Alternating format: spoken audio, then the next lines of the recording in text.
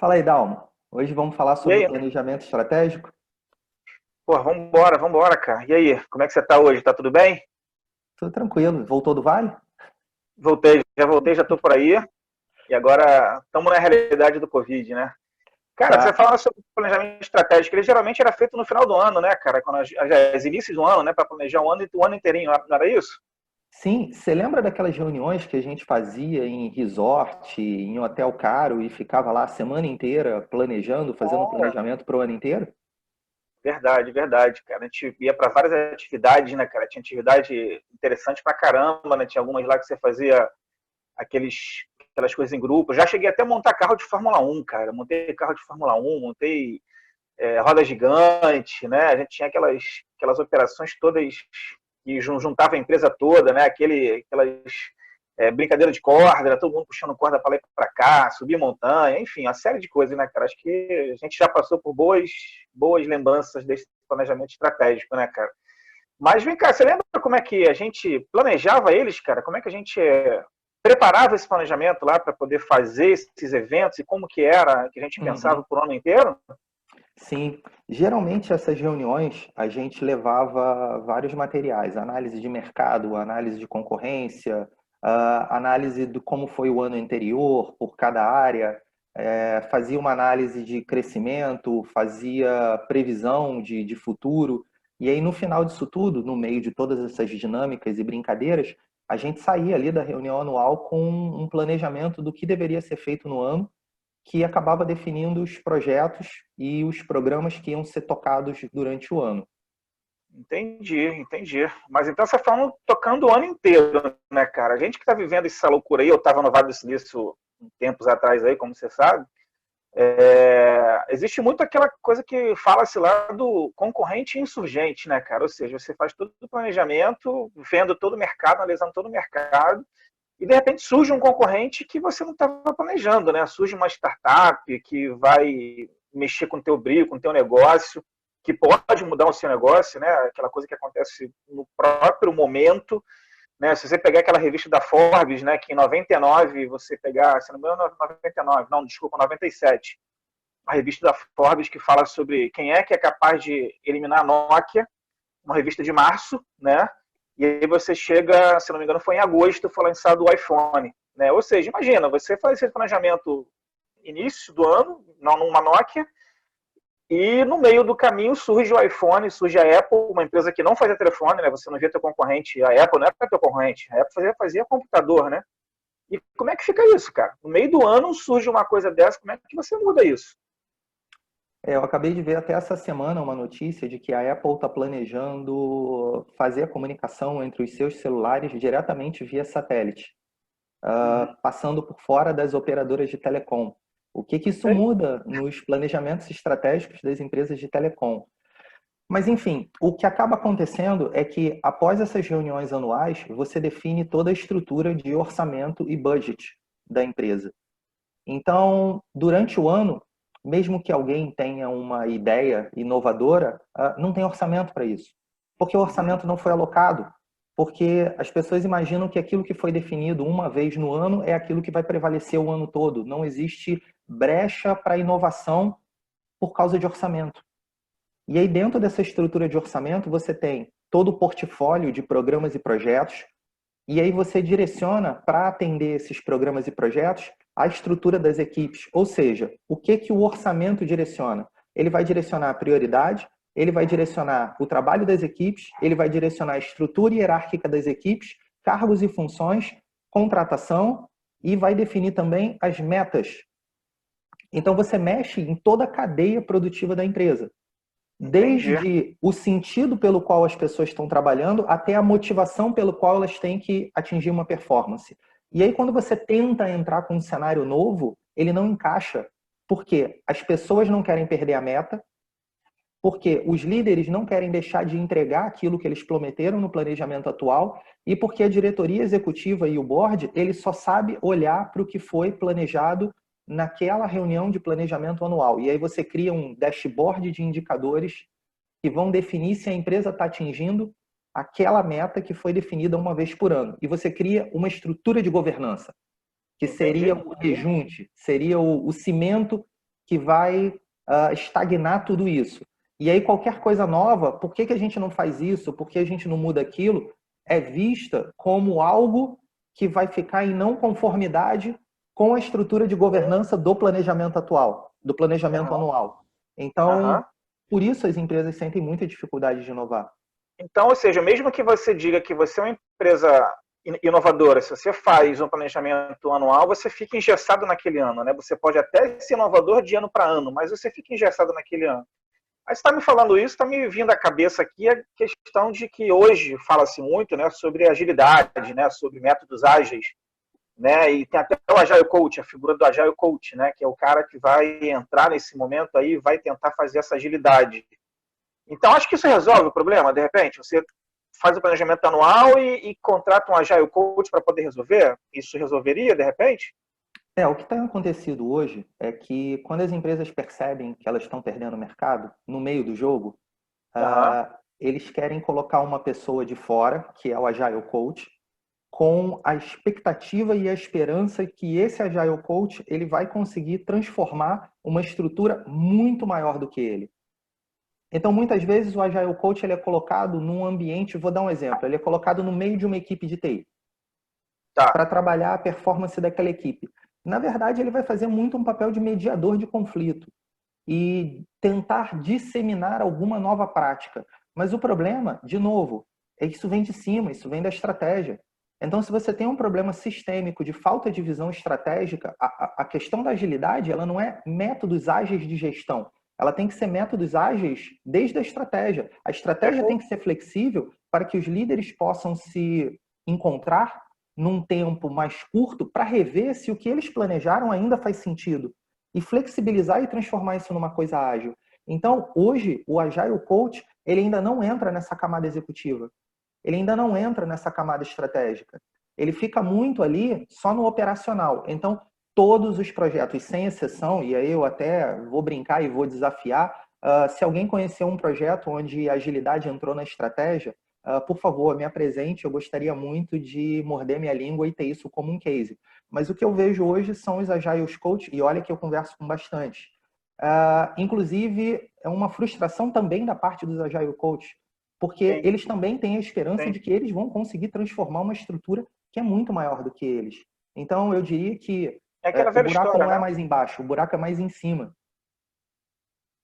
Pois é, cara. É aquela velha história, né? Você até coloca a pessoa, coloca a tua equipe para fazer um curso de Agile Coach, mas aquela história que a gente falou no vídeo anterior, você coloca a tua equipe para fazer um Agile e, cara, mas você efetivamente não entendeu o que é o Agile, você não coloca no planejamento, você coloca num cursinho ali, porque, cara, é um cursinho que está na moda, todo mundo está fazendo, né? Um treinamento que todo mundo está fazendo e vai melhorar a minha agilidade. Isso me remete, cara, a algumas coisas minhas, né? E isso eu falo antes de Agile, antes de qualquer coisa de Agile.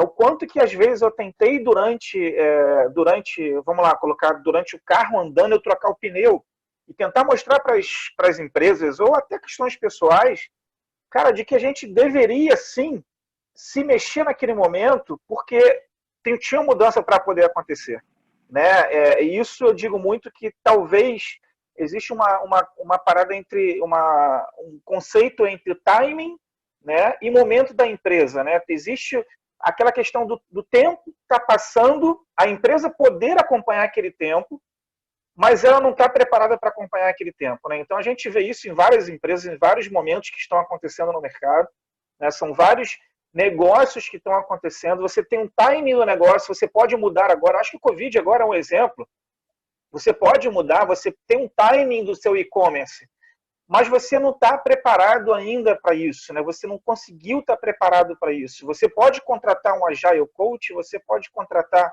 métodos ágeis, você pode tentar fazer, mas você não preparou a tua empresa para que ela acompanhe o timing, né? Eu acho que isso, eu acompanhei muito isso, eu acho que eu sou frustrado, vamos dizer assim, de alguns momentos em algumas empresas que eu trabalhei, né, de tentar ver esse timing, mas realmente tanto os líderes quanto as pessoas do meu lado, quanto talvez a própria empresa, não estivesse nem preocupada com o timing, né? Eu acho que ela está tão preocupada no planejamento do ano que ela vê, cara, o que esse cara está tentando mostrar aqui não está no meu planejamento, então não me interessa.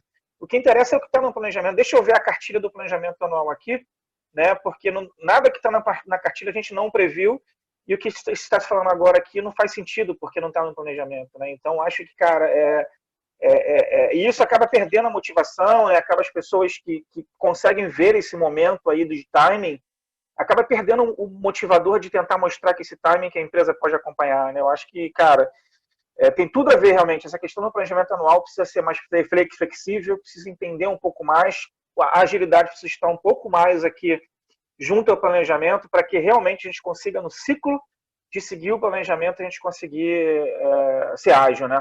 Enfim, acredito que seja isso. E aí, o que você entende sobre timing, sobre essa questão aí? O que você acha que tem a ver como motivação? O que você entende sobre esse sentido aí?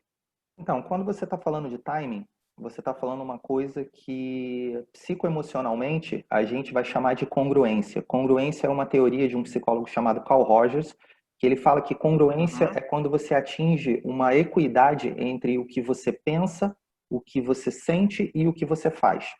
Trazendo isso para um contexto organizacional, a congruência seria uma estratégia alinhada com um modelo de gestão, alinhado com um perfil de liderança, aliado a um perfil de equipe e uma cultura que vai permear tudo isso.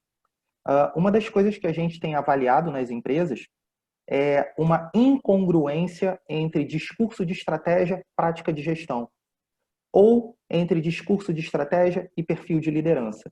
Então, vou dar exemplo. Uma empresa ela quer ser ágil, mas ela tem um líder autocrático, que é completamente centralizador.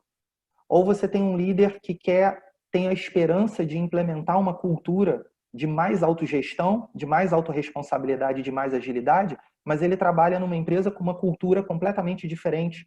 Ou ele tem chefes que, da mesma forma que pedem para ele autogestão e flexibilidade e agilidade, também são pessoas que não querem abrir mão de o seu poder hierárquico. Eu vivi muito isso na pele.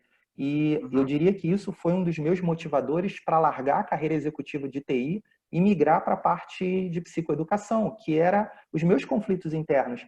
Espera aí, as pessoas me contrataram para transformar a empresa, mas as mesmas pessoas que me contrataram para transformar a empresa não querem que a empresa seja transformada, porque os principais bloqueadores ou estagnadores, quando eu tentava fazer um projeto de transformação nas empresas, não eram as equipes. E, por incrível que pareça, a maior parte dos frameworks, estratégias, dinâmicas, elas estão todas voltadas para o engajamento da equipe. Quando os maiores patrocinadores são exatamente os principais sabotadores dos projetos de transformação. E aí isso me gerava uma frustração porque eu tinha uma expectativa. Por isso que quando eu falo e brinco dos Agile Coach, que os Agile Coach são frustrados, é porque o Agile Coach de hoje, ele é o consultor de governança de antigamente. Perfeito. A gente entrava dentro da empresa para implementar uma transformação e a gente ficava frustrado porque a gente não conseguia transformar do jeito que a gente pregava ou do jeito que a gente vendia. E isso gerava uma frustração muito grande. Então, para você entender esse contexto entre estratégia, gestão, perfil de liderança, cultura, você tem que analisar qual é o nível de congruência entre eles. Se o discurso está alinhado, se a prática está alinhada, porque os conflitos eles vão emergir exatamente dessa incongruência. Quando uma empresa tenta pegar um modelo de estratégia e uma meta irreal e colocar uma equipe para alcançar um resultado sem dar recursos para a equipe ou sem motivar a equipe, isso vai gerar na equipe uma sensação de aversão àquele projeto de mudança, aversão àquela inovação. Do outro lado também você tem equipes que têm muitas ideias, mas não têm orçamento para que as ideias sejam implementadas, ou essas novas ideias não fazem parte das metas deles. Então as pessoas ficam presas no operacional repetitivo do dia a dia, porque é isso que gera o bônus. É isso que gera o bônus da pessoa, e não a inovação em si. Verdade, cara. Enfim, só para a gente encerrar aí, a gente tentar fazer o papo 10 disruptivo valer um pouco mais próximo de 10 minutos. Cara, eu acho que a gente pode definir numa coisa mais assim, popular falando, né? Eu acho que a gente pode imaginar que, cara, assim como a gente não está fazendo mais nesse período até, ou não está fazendo mais na vida mesmo, compra de mês, como nossos pais faziam muito, né, cara? A gente entende que, cara, não dá mais você fazer compra de mês para estocar, você não tem mais essa ideia de estoque de produto na sua casa, né? Você tem uma ideia muito mais de compra por necessidade, até para você comprar produto mais fresco, você está sempre com produto melhor, né? O tempo de validade, o prazo de validade, pelo fato da industrialização de vários produtos, ou pelo fato também de alguns serem mais orgânicos, é menor, e aí você quer comprar mais fresco, então você tem que se adaptar, né? A gente fazia antigamente compra de mês que durava, ou de 2 meses, meu pai chegou a fazer de 3 meses, eu lembro disso, cara, assim, fazer aquela baita de uma compra, economizava dinheiro, e para não ir para o mercado, para não enfrentar fila. Cara, hoje a ideia é outra, né? A ideia dos mercados é não ter mais fila, né? Então, cada vez mais diminuindo fila, para que você possa comprar cada vez mais e você compre cada vez mais fresco. Então, você tem que comprar por etapas. Então, acaba com aquela coisa do planejamento do mês, planejamento trimestral para fazer compra, né? Então, você acaba tendo que se adaptar nesse modelo no meio do caminho. Acho que fazendo uma comparação meio básica, eu acho que é isso. Ou seja, as empresas não precisam mais fazer um planejamento anual e ter que segui-lo à risca, né, cara? Eu acho que você, durante um tempo, durante o ano, você pode, sim, reprogramar algumas coisas, você pode rever algumas coisas, você tem que ter flexibilidade. Não estou dizendo também que você não tem que fazer um planejamento anual. Você deve fazer. Acho que é importante você fazer planejamento anual. Mas como a gente está discutindo aqui, você tem que incluir o Agile Coach, você tem que incluir agilidade, você tem que incluir tudo isso no planejamento, incluir toda essa parte de mudança possível no seu planejamento. Não somente um GMUD lá de planejamento, não somente isso. Você tem que planejar que pode mudar no meio do caminho. Pode acontecer uma Covid no meio do caminho e você vai ter que mudar tudo. Eu fico imaginando agora essas empresas, no meio do coronavírus, um planejamento estratégico, o Covid veio em março, e aí, cara? O que eu planejei em janeiro, o meu kickoff em janeiro, em fevereiro, foi por água abaixo, sabe? Tudo que eu coloquei lá, aquela grana que eu investi no meu kickoff, foi por água abaixo. Então, assim, eu acho que realmente a gente tem que repensar toda essa questão de planejamento. Cara, foi até bom que você acabou dando até a ideia do próximo. Vamos falar no próximo sobre planejamento estratégico e a pandemia da Covid? Perfeito, acho que é uma boa discussão para a gente falar do próximo aí, cara. É uma boa discussão mesmo, para a gente ver como é que as empresas estão sofrendo por elas não terem visto que poderia ter uma pandemia como essa, né? E aí a gente fala sobre aquele estudo que a gente vem fazendo das 5 ondas da transformação durante a Covid agora. Perfeito.